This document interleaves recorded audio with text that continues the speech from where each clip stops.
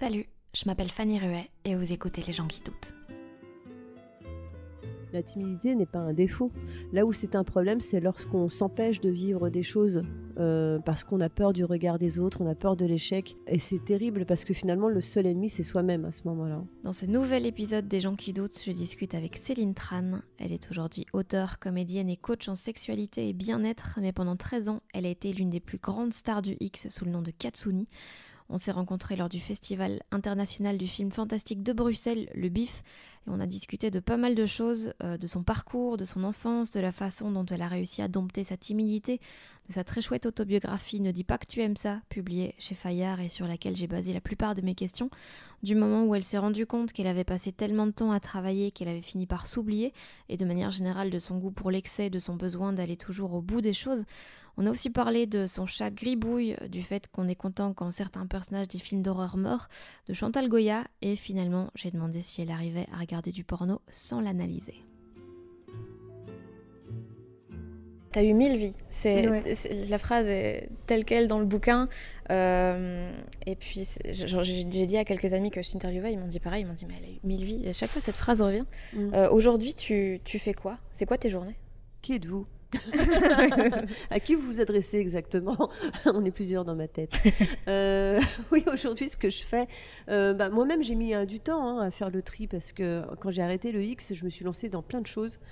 Parce que clairement, je ne savais pas ce que j'allais faire. En fait, il n'y avait pas de suite. J'ai arrêté spontanément, sans plan, sans stratégie, mais c'est parce que je fonctionne comme ça. Je suis quelqu'un qui fonctionne à l'instinct et qui a besoin d'expérimenter pour ensuite vraiment savoir si c'est bon pour moi. Et aujourd'hui, justement, c'est le bon timing pour me poser cette question, parce qu'aujourd'hui, tout ça, c'est structuré quand même, au bout de 6 ans d'exploration. Et j'ai vraiment vraiment deux carrières. Il y en a une qui est dans l'édition, en tant qu'auteur et scénariste. Alors, auteur avec mon bouquin, là, qui a vraiment initié l'écriture, qui s'appelle Ne dis pas que tu aimes ça, chez Fayard, qui est une manière de tourner la page par rapport à mon ancienne carrière et à annoncer la suite. Et aussi en tant que scénariste de bande dessinée, j'ai travaillé avec Ankama pour la collection Doggy Bags, et je continue aujourd'hui à écrire. Donc j'ai des projets chez Glénat. Je suis aussi directrice de collection chez Glénat pour une collection adulte qui s'appelle Porn Pop.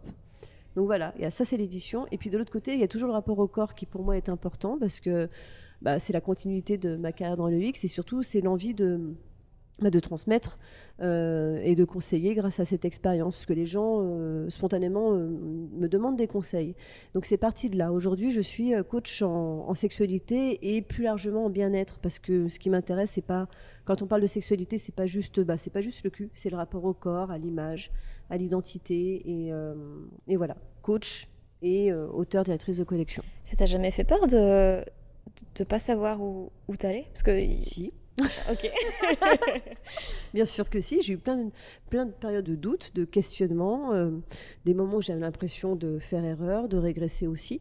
Mais en fait, ces moments, ils sont utiles. La peur n'est pas forcément... d'ailleurs, c'est drôle parce qu'on en parle en hypnose. Je me suis formée en hypnose et on le précise vraiment. Toutes les émotions sont bonnes à vivre. Simplement, il faut pouvoir justement les rééquilibrer pour pas qu'elles nous freinent. Et la peur est utile, parce que la peur, c'est aussi ce qui va permettre à un moment donné justement d'être alerté, d'être vigilant, de se dire ok, là peut-être que je vais un peu trop loin, là je prends peut-être des risques qui me mettent en danger. Mais c'est bien de douter en fait, c'est bien de se retrouver dans des moments où on ne sait pas, parce que je crois que c'est là qu'on va vraiment trouver ce qui touche à l'essentiel. Qu'est-ce que je veux vraiment au fond de moi ? Et c'est pas très agréable à vivre, mais je pense que c'est utile. Et je cite toujours comme exemple les films cultes qu'on connaît tous, comme Star Wars ou comme Le Seigneur des Anneaux, enfin tous ces films épiques où on suit des héros. Il y a toujours un moment donné où le héros, il a un moment dans sa quête où il va se retrouver seul, où il a plus de points de repère, il a tout perdu. Mais c'est ce qui va faire qu'il va pouvoir se reconstruire. Regardez Rocky. Tout est dans Rocky. Toutes les réponses sont dans Rocky. Une leçon de vie. Elle était comment ton enfance ?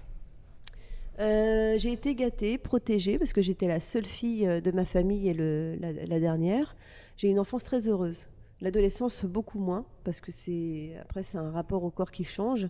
Mais vraiment, j'ai une super enfance où j'ai longtemps cru au Père Noël, où j'étais heureuse d'aller à l'école, où justement, il n'y avait pas de conflit, il n'y avait pas Ouais, je pense que j'ai eu beaucoup de chance. Puis après, à l'adolescence, c'est compliqué parce que j'ai commencé à avoir des questionnements existentiels et à tout remettre en question. Et là, d'un seul coup, l'ordre qu'on a connu enfant, il bascule. Tes parents étaient très stricts? Oui. Après, comme beaucoup de parents de ma génération, hein, donc j'ai pas été maltraitée. J'ai eu des parents qui m'ont offert tout le confort matériel, mais avec des valeurs assez traditionnelles. Donc avec un père quand même vietnamien. Hein, donc c'est une culture où on est beaucoup dans le non-dit, on montre pas trop ses émotions, c'est peu démonstratif. C'est quand même assez, effectivement, assez cadré. Le vrai travail du papa, eh bien dans ce cas-là, c'est justement de donner des conseils qui sont presque des ordres, hein, pour que les enfants aient un avenir assuré, qu'ils suivent de bonnes études. Donc c'est un amour qui passait beaucoup quand même par ça, par cette discipline et par le sens du travail. Et puis une maman catholique pratiquante, donc avec les valeurs que ça représente. Et c'est vrai qu'avec mon caractère, qui est quand même... qui n'apprécie pas trop qu'on lui impose des choses, ça a fait quelques étincelles par la suite. Donc toi, tu voulais faire les beaux-arts à cette époque-là? Les beaux-arts ou Hippocagne, c'était vraiment les lettres et effectivement les arts qui m'intéressaient. Et eux, c'était le grand rêve, c'était Polytechnique. Mais finalement, donc, ils m'ont dirigée vers Sciences Po. Et j'ai fait une première année que j'ai un peu volontairement foutue en l'air quand même. Et tu as commencé parallèlement à faire du striptease? Ouais, j'ai commencé parallèlement à travailler en discothèque en tant que go-danseuse et en strip. C'est une émancipation qui s'est faite dans le secret, où c'était vraiment une double vie. Et ça me permettait d'avoir une manière de compenser et puis d'explorer, en fait. Parce que justement, on avait choisi pour moi mes études. C'était très frustrant pour moi. Et il fallait à un moment donné que j'ai quelque chose qui me permette d'être en connexion avec mon corps. Et c'est aussi très contrasté par rapport à ta personnalité, parce que tu racontes que tu étais très timide, un peu le cliché, la bonne élève à lunettes, ce genre de choses, et que t'étais même pas une fille du genre à aller dans les discothèques. Genre quand tu racontes la première fois que t'allais en discothèque, t'étais agacée par le bruit, par la fumée. J'ai toujours détesté les discothèques, mais toujours, hein, d'ailleurs c'est toujours le cas. Ah ouais. Et c'est drôle parce que j'ai quand même bossé des années en discothèque. J'y ai bossé ensuite parce que c'était dans des conditions que j'avais choisies, où j'étais payée pour, j'avais mon espace, j'avais mon petit espace de créativité, de sécurité. Mais le milieu de la nuit, le bruit, la foule, non, moi je suis quelqu'un de calme en fait. Mais justement, c'est ça qui m'amusait. C'est ça qui m'amusait, de jouer un personnage qui était à l'opposé de ce que j'étais, parce que j'avais quand même conscience que j'étais un peu trop coincée et qu'au bout d'un moment, il fallait que je fasse un effort. Et surtout, j'étais fascinée par, je le raconte dans mon bouquin, j'étais fascinée par ceux et celles qui, eux, s'autorisaient en fait à se lâcher. Et c'est vrai qu'il y avait un peu d'envie, voire même un peu de jalousie là-dedans. Donc au bout d'un moment, je me suis dit, bon, je vais arrêter de critiquer les autres, et je vais peut-être moi me bousculer et voir si je suis capable de faire pareil, voire mieux. T'es devenue un peu ce modèle pour pas mal de gens aujourd'hui. Oui, c'est absurde, hein, finalement. et ça me fait marrer parce que ça me fait marrer. Et en même temps, justement, quand j'ai en coaching, hein, quand j'ai des personnes qui viennent me voir et qui sont très timides, je leur dis eh oh, et je vous parle en tant qu'ancienne timide, donc c'est possible. Mais oui, ça me fait sourire parce que c'est complètement absurde. Et cette timidité, je la porte toujours aussi quand même un peu en moi. Simplement, il y a des manières de la dompter. La timidité n'est pas un défaut, en fait. C'est même charmant et c'est une manière d'être. Là où c'est un problème, c'est lorsqu'on s'empêche de vivre des choses parce qu'on a peur du regard des autres, on a peur de l'échec. Et c'est terrible parce que finalement, le seul ennemi, c'est soi-même à ce moment-là. Ce ne sont même pas les autres. Ça, c'est une illusion. On se met des barrières tout seul. Quand tu t'es lancée dans le porno, il y a beaucoup de gens qui ont essayé de te décourager. Tu racontes dans le livre? Oui, j'évoque, mais c'est assez normal. Ma meilleure amie à ce moment-là, effectivement, qui était une amie de fac qui était inquiète, mais qui voyait que j'étais déterminée. Des gens du business qui me disaient « Ah, tu sais, ils n'avaient pas tort. En même temps, tu sais, tu rentres à un moment donné où le porno rentre en crise. » C'est tout le pays qui rentrait en crise à ce moment-là. Il y avait, c'était la fin de la cassette vidéo et le début du DVD. Et très timidement d'Internet. J'ai l'impression d'être un dinosaure quand je dis ça. Mais c'est vrai que c'est fou, hein. À ce moment-là, le porno, c'était des cassettes vidéo VHS très chères, vendues dans des sex shops un peu glauques et poussiéreux. Et en même temps, moi, c'est ce qui me plaisait. parce que justement, c'était caché, c'était beaucoup plus excitant, quoi. Mais en tout cas, les personnes qui ont voulu me décourager ou me déconseiller, ça me stimulait même encore plus, finalement. Moi, j'aime bien quand on me dit que je peux pas faire quelque chose. Toujours dans la contradiction. Je tiens ça de mon père, justement. Non, en fait, c'est pas que j'aime bien, mais il y a une différence entre l'avertissement et puis le conseil bienveillant, et puis la personne qui va essayer de décourager, qui va dire t'en es pas capable. Alors ça, faut jamais me dire ça, quoi. Dans pas mal de secteurs, que ce soit culturel ou dans le spectacle, il y a souvent des moments où les artistes voient leur carrière, ce qu'ils ont déjà accompli, mais surtout tout ce qu'ils n'ont pas encore accompli. Et c'est hyper décourageant de voir tout ce chemin encore à faire. À aucun moment, tu t'es dit, oh là, c'est encore beaucoup trop de difficultés, je vais juste me mettre en PLS et rester au lit. Bah, j'y suis restée au lit 13 ans. Justement, j'avais pas envie de bosser au bureau, je suis restée au lit en fait. C'est vraiment un boulot de flemmard. Mais non, parce que je me projetais pas en fait. Je vivais les choses au présent. Il y a certaines actrices qui ont été très stratégiques, très carriéristes, qui vraiment ont pensé au côté financier, star system. Et non, moi, c'était pas déjà, je voulais pas du tout être une star. Justement, je suis détachée de cette angoisse-là parce que pour moi, c'était ok, je vais voir ce qu'il y a à vivre. Si mes parents le découvrent, j'arrêterai. Et puis au bout d'un moment, en fait, je suis tellement prise au jeu que c'est devenu un vrai métier. Et puis, je me suis engagée là-dedans, mais il n'y avait pas. Je savais ce que je le faisais de manière professionnelle, mais j'étais pas en train de me dire dans 2 ans, dans 5 ans, il faut que je sois à tel niveau. Je me suis pas mis cette pression. C'était en gros, tant que je prends du plaisir à faire ce que je fais, je continue. Et justement, j'ai arrêté le jour où je me suis dit bon je crois que j'ai plus vraiment de plaisir encore dans cette profession. Et donc t'as pas eu un moment ce déclic d'un truc qui était juste une façon de t'émanciper, de t'amuser. À un moment, c'est devenu vraiment mon métier en fait. Oui, il y a quand même eu une prise de conscience quand j'ai arrêté mes études. Quand j'ai arrêté mes études et que j'ai signé mon 2e contrat, c'était pour Colmax à l'époque, une société de production française. Là, je me suis dit, bon, j'annonce à mes parents que j'arrête mes études. Clairement, c'est quand même un choix professionnel. Mais de toute manière, j'étais dans une profession où il y a trop d'inconnus, c'est extrêmement précaire. En plus, en France, il y avait peu de travail, donc c'était vraiment un choix de tête brûlée à ce moment-là. J'aurais commencé aux États-Unis, ça aurait été beaucoup plus simple, parce que c'est une grosse industrie, il y a beaucoup de travail, beaucoup d'argent. C'était clairement irresponsable ce que je faisais à ce moment-là, mais j'avais 22 ans et ouais, ça va aussi avec l'âge probablement. C'est quelqu'un de très professionnel, ça revient souvent.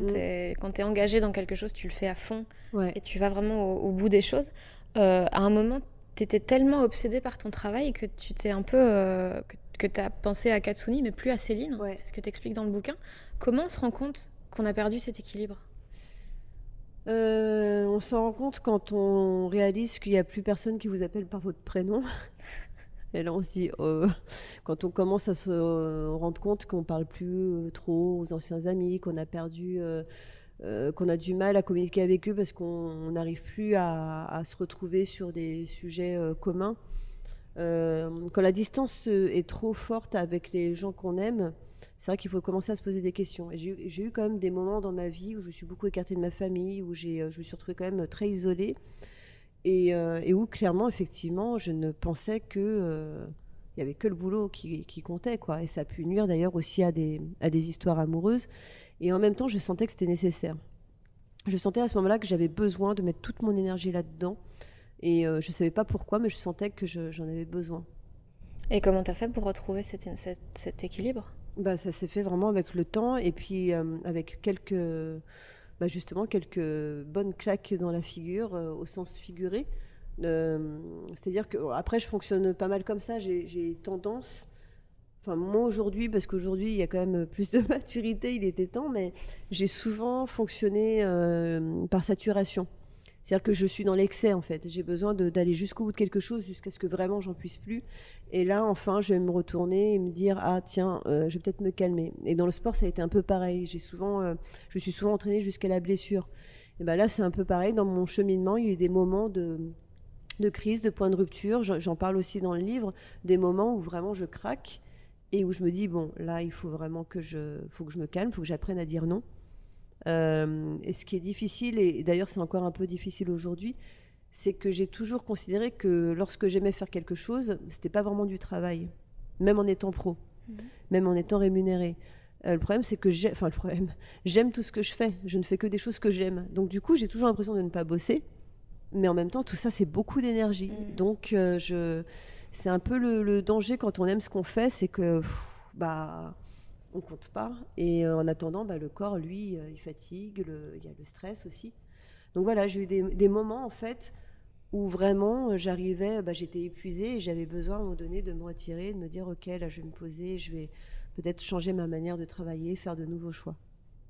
Aujourd'hui, t'es heureuse en fait avec tout ce que tu as réussi à faire, à mettre en place dans des domaines totalement différents, et t'as vraiment trouvé ton équilibre. Il y a une notion de trouver sa place qui revient très souvent dans le livre. Oui, mais c'est ça le plus important en fait. Aujourd'hui, tu l'as trouvé ?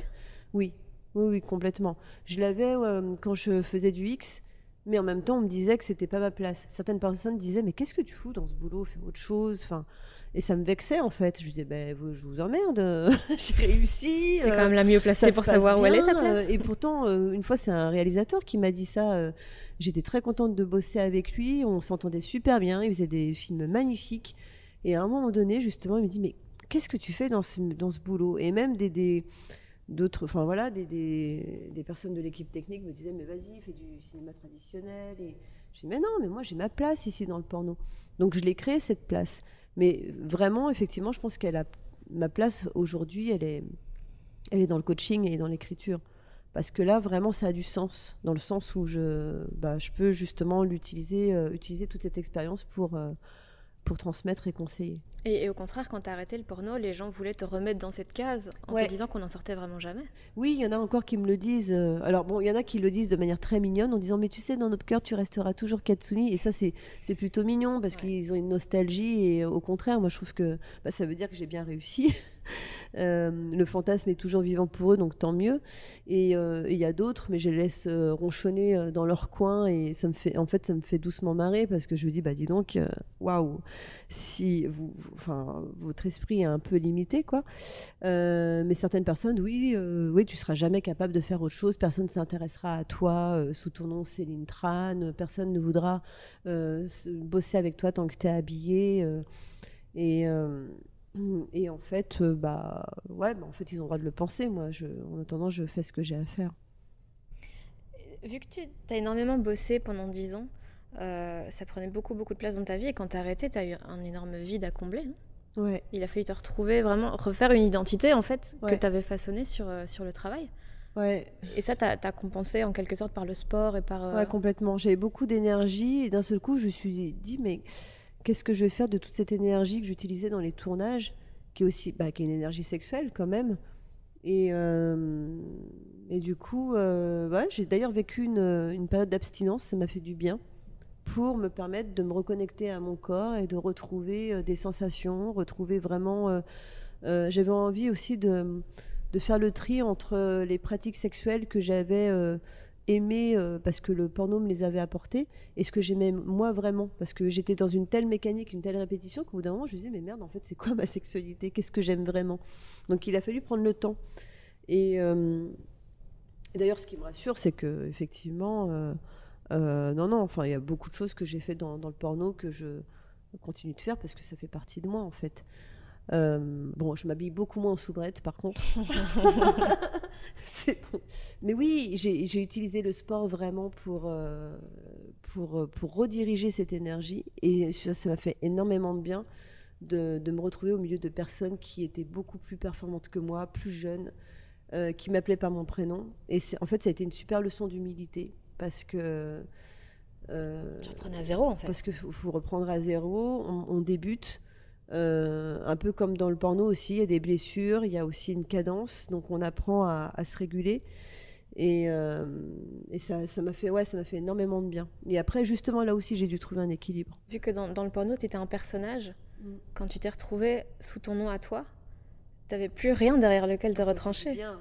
Ah ouais, Ça te fait pas peur? Non, ça m'a libérée en fait. Je savais que professionnellement, je me tirais une balle dans le pied parce que j'avais construit une marque. Et je savais aussi que les gens qui voulaient travailler avec moi ensuite voulaient Katsuni en fait. Et c'est normal, ils voulaient profiter de cette notoriété. Mais pour moi, c'était vraiment un symbole très fort. Je revenais à moi, donc il fallait que je reprenne mon nom. Et tant pis si ça m'empêchait d'avoir certains contrats en fait. Ça a pu faire le tri justement dans mes relations professionnelles. Et après, il a fallu changer d'image aussi, proposer d'autres choses. Il a fallu moi aussi que j'abandonne Katsuni parce que c'était facile de poster des photos sur Twitter en étant aguicheuse, en étant dans la séduction. Et après, je me suis rendu compte qu'il était temps que j'arrête avec ce rapport à la séduction. Et je me suis dit, merde, je vais poster quoi maintenant? Des photos de chatons. Mais c'était une bonne chose justement de se détacher de ça. Il y a des choses qui te manquent dans le porno? En fait, comment dire, il n'y a aucune raison pour moi c'est sûr, jamais je retournerai là-dedans, parce que c'est vraiment du passé et ça ne pourrait plus rien m'apporter. Mais je reconnais que j'ai une bonne nostalgie de certains fous rires, de voyages, de situations absurdes. Finalement, c'est plus le côté drôle que sexuel qui peut manquer. Et puis les shows aussi dans les clubs de strip américains, ça c'était vraiment cool. Quand tu voyageais... de se retrouver dans des décors de films qui font penser aux films de Tarantino ou de Robert Rodriguez. C'est génial, quoi. En plus, les Américains, ils ont un rapport... en France, il n'y a pas trop de clubs de strip. Et là-bas, c'est vraiment dans la culture. Et puis les gens, les hommes comme les femmes lancent des billets pendant que la fille danse. Il y a une super ambiance, en fait. C'est très festif. Quand tes parents ont appris que tu faisais ce métier-là, ils ont été assez déçus. Et t'as cette phrase dans le bouquin qui est assez atroce, je trouve. C'est « En moi grandit le sentiment de ne pas être assez, mais si j'ai le droit de réussir, je veux aussi celui d'échouer. » Tu trouves qu'on se laisse pas assez le droit d'échouer? Oui, on est dans une société de performance. On se distingue par la performance. Et d'ailleurs, c'est ce que j'ai fait. Et le problème, c'est que d'ailleurs, ça, dans la sexualité, ça crée des troubles. C'est qu'à force de croire qu'on doit toujours être fort et parfait et performant, on finit par ne pas l'être, justement, parce qu'on se déconnecte. Et je crois qu'être libre, être autonome et grandir, c'est ça. C'est pas simplement construire une carrière et être ambitieux, c'est aussi de prendre ses responsabilités et d'accepter qu'à un moment donné, justement, en faisant des choix, on peut se planter. Et en fait, ça va, quoi. On va pas mourir parce qu'on s'est trompé d'études ou qu'on a fait le mauvais choix. En fait, faut en tirer des leçons et puis rebondir là-dessus. Il y a des mauvais choix qui coûtent très cher, c'est vrai. Et je comprends que des parents attentionnés veuillent le meilleur pour leur enfant. Mais le problème, c'est qu'en choisissant à la place de l'enfant, on ne le rend pas autonome. On lui apprend en fait à suivre le choix des autres. Et justement, en éduquant je pense une petite fille, en lui disant non, mais écoute, nous on sait mieux que toi, on l'expose un jour à être avec un homme qui pourra peut-être choisir à sa place. En fait, je pense que si on veut éduquer, créer une génération de femmes libres et fortes, justement, il faut les encourager à prendre leurs propres risques, mais aussi à les assumer. Et arrêter aussi d'accuser les autres ou le système d'abuser, en fait. Donc voilà, j'ai perdu le fil de ce que je disais, mais finalement, ouais, je pense que c'est important d'apprendre à être autonome et être libre, c'est ça. Être libre, c'est avoir cette possibilité de faire des choix qui vont nous épanouir, mais qui vont parfois aussi nous blesser. Et puis après, justement, il faut tout simplement les accepter. Et à un moment, tu as eu l'impression d'être aliénée à cette liberté? C'est une des phrases du livre aussi. L'aliénation, c'est quelque chose qui revient parce que j'ai l'impression que mon corps ne m'appartient pas, que mes choix ne m'appartiennent pas. Et pour moi, le porno était une manière de me réapproprier mon corps. Alors, c'est paradoxal, puisque dans le porno, justement, on met à disposition son corps, son image, elle ne nous appartient plus d'ailleurs. Mais bizarrement, justement, en faisant ce choix extrême, pour moi, c'était une manière pour moi de me l'approprier. Parce que derrière l'image de l'objet, de la femme-objet, on choisit. J'ai choisi d'être femme-objet. Donc finalement, derrière cette image de femme éventuellement soumise, il y a un choix. Donc finalement, je ne suis pas soumise du tout. Mais ouais, c'est ça que les gens... Et en fait, il y a un décalage entre l'image et puis l'intention qui est derrière. Et souvent, on mélange tout, en fait. On va considérer que le porno dévalorise les femmes. Oui, c'est rarement joli, glamour, quoique, ça dépend de ce qu'on va rechercher, hein, parce que du contenu joli, glamour, il en existe. Mais c'est pas parce qu'une femme aime se prendre une fessée et être au milieu de 4 hommes qu'elle se manque de respect. Moi, les scènes que j'ai eues avec de nombreux partenaires, c'est moi qui les avais demandées. Hein. C'est marrant parce que souvent en interview, tu dis que t'es pas féministe. et ton discours l'est tellement. Ah bon, t'es tellement. Genre, t'es quand même la personne qui a un peu fait la gueule à ses parents parce qu'ils voulaient pas qu'elle fasse du karaté parce que c'était un sport de garçon. Et finalement, t'en as fait. Ouais. T'as fait toujours ce que t'as eu envie de faire, et c'est ça, je pense, le féminisme, faire ce que tu veux faire. Je voulais que je sois féministe. Mais non, je veux pas coller une étiquette. Non, parce qu'en en fait, ce qui me dérange, mais peut-être que je me trompe, peut-être que j'ai des préjugés aussi là-dessus, et j'ai l'impression qu'il faut qu'il y ait une sorte de clan, de communauté, et en fait, en tout cas, si je suis féministe, c'est surtout pas en opposition aux hommes, ou parce que beaucoup d'hommes aussi sont fragiles, vulnérables et subissent une autre forme de pression qui est d'ailleurs aussi celle de la performance. Mmh.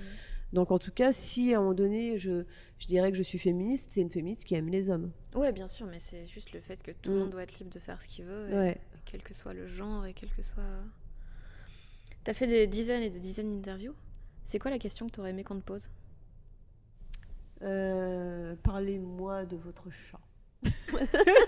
Oui, parce que alors voilà, je pense que c'est le moment de rétablir une grande injustice. Le bouquin que j'avais écrit initialement faisait, je crois, environ 700 pages, parce que j'avais pas la bonne, en fait, comment dire, la bonne police d'écriture et les bonnes. T'écrivais en taille 48. Ouais, en fait, dans le contrat c'était 250 et moi j'ai écrit comme ça sans faire gaffe. J'ai beaucoup écrit et il y avait des passages qui étaient consacrés à mon chat, Feu Gribouille qui n'est plus là parmi nous, mais qui a été un personnage important dans ma vie parce que je l'ai eu petite, j'ai grandi avec à mon adolescence.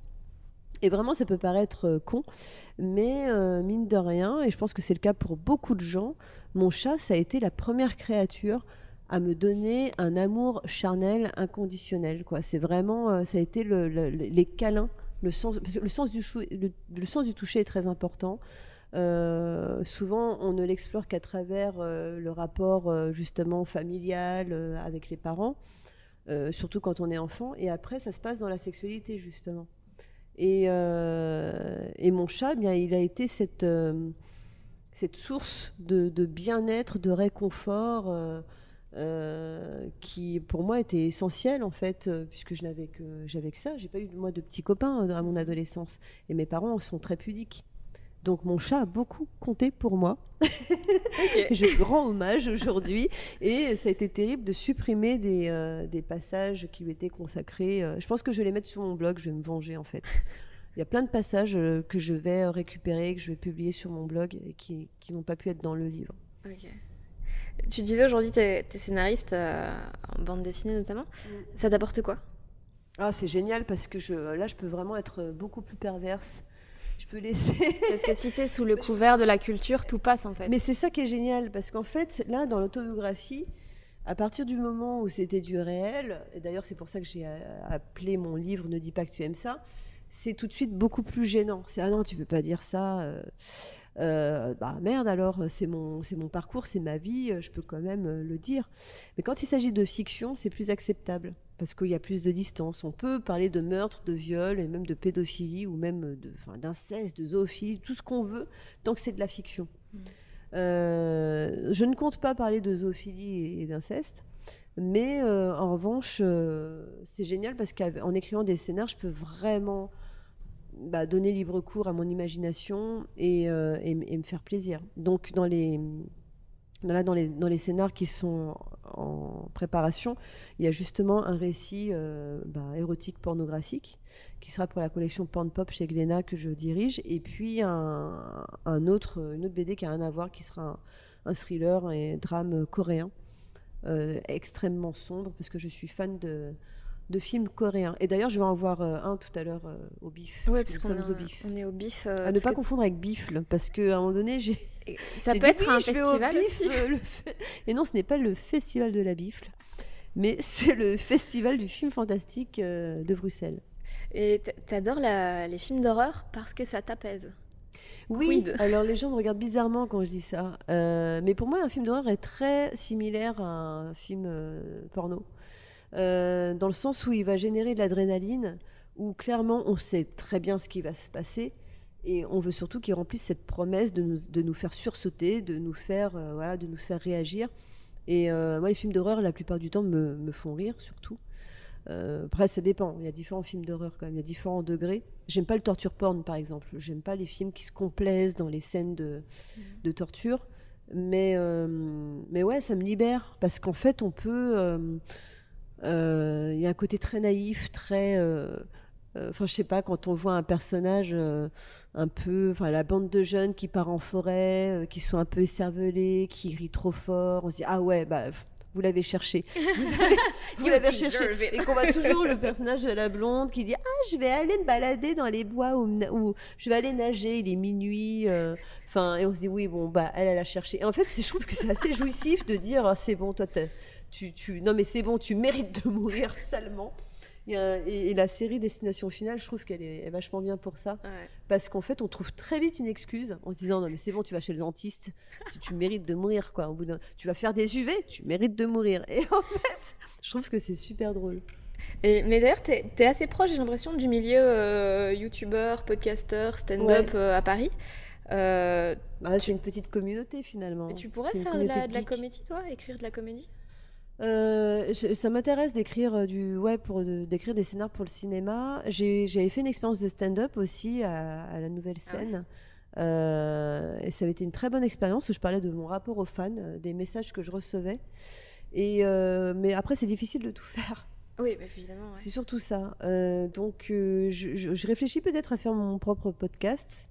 Parce que j'aime beaucoup ce rapport aux gens. En fait, j'aime beaucoup le fait d'utiliser la voix pour être dans l'esprit des gens, qu'ils puissent justement écouter quand ils le souhaitent. Il y a un rapport très intime là-dedans.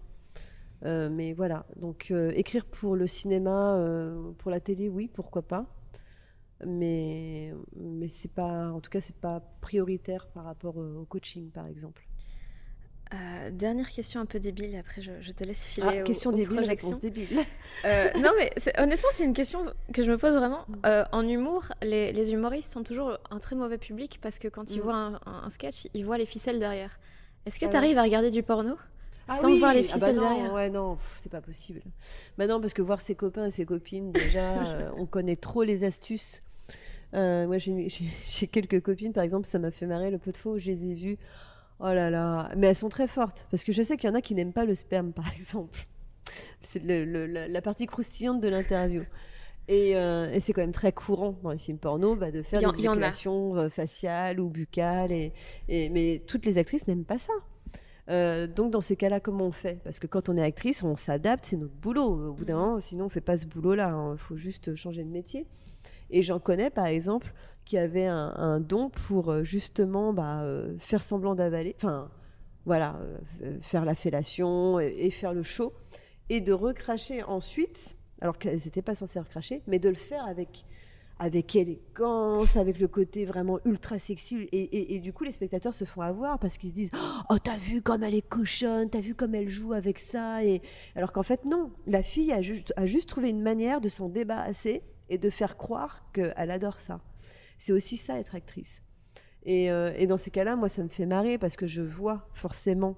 je vais voir quand la fille, elle fatigue et que justement, elle va changer de position parce qu'elle en a ras-le-bol, en fait, d'être au-dessus et puis de travailler ses cuisses.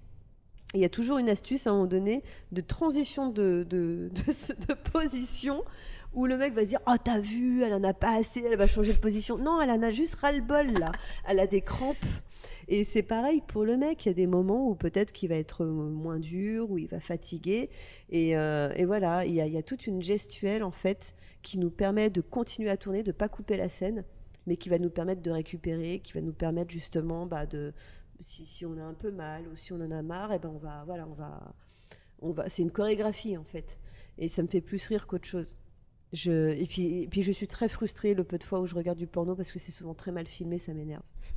Donc finalement, ça m'excite genre à pas. critiquer la réal. Ouais, ça m'excite pas. Je dis ah là là, mais on s'en fout de voir ça. Enfin, je sais pas, pour moi c'est très frustrant et rien n'est plus excitant finalement surtout que de le vivre encore une fois. Ah, juste dernier truc, et sans transition aucune. Mm. Chantal Goya.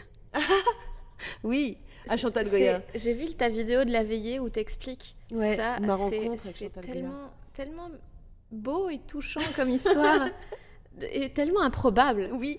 Surtout. Ma vie n'est faite que d'événements improbables. Et donc t'as rencontré Chantal Goya. Ouais. Et T'es jalouse, hein? Je suis trop jeune, honnêtement. Moi, si tu me dis Laurie, là, je décède. Mais Chantal Goya, ça me parle moins. Mais genre, tu l'as rencontrée et t'as été beaucoup plus touchée qu'en rencontrant des stars. Oui, qu'en voyant Eminem, où j'ai croisé Eminem, j'ai vu Mike Tyson, j'ai vu quelques... Ouais, je me suis retrouvée par erreur dans la suite d'Eminem. Ça, c'est encore une autre histoire. On l'a tous fait. Oui, voilà. Oh, tiens, bonjour. Et moi, je n'étais pas seule, hein. Mais je m'en foutais, je dis c'est cool, c'est Eminem. J'aime bien sa musique, mais je m'en fous de le rencontrer.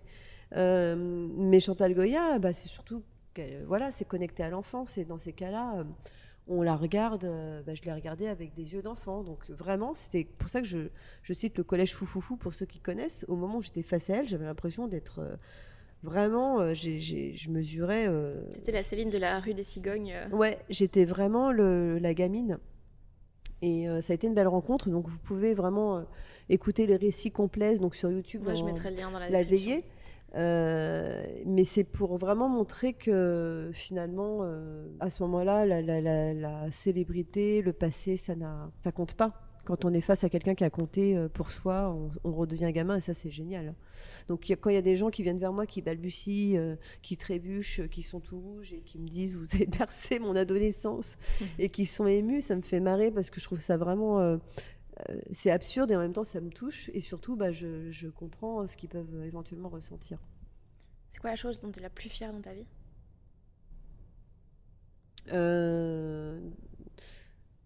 D'être intègre en fait, d'avoir toujours... ouais, je suis entière en fait et c'est ce qui me permet d'être heureuse aujourd'hui. J'espère que ça vous a plu. Toutes les références faites dans cet épisode sont disponibles en description. Vous pouvez retrouver Céline Tran sur Facebook, Twitter et Instagram. Et n'hésitez pas à vous abonner à ce podcast via votre application préférée. Et pour être tenu au courant des prochains épisodes, vous pouvez aussi me suivre sur les réseaux sociaux. Vous me trouverez en tapant Fanny Ruet. Bisous!